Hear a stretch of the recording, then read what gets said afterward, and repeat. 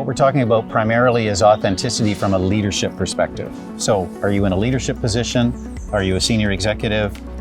Are you grappling with some of these issues around authenticity? Because in our conversations with our own clients, this topic of authenticity comes up all the time. So we know folks are struggling with it.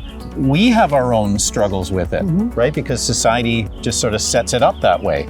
So bringing leaders together in a community of practice so that we can share with each other our own experiences, delve into some of the research, and really just learn and then practice. Like actually practice, how do we show up as authentic leaders?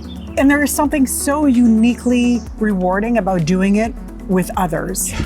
You know, when you see somebody lean into it and become more authentic, Show some vulnerability, express themselves in a different way. it changes everything, and it allows you to also do the same. Yeah. And it's just in these micro moments of sharing that you open yourself up to new possibilities. Yeah, and the way you can feel about yourself That's is right. crucial, right? Show up, learn, feel better about yourself. Yeah.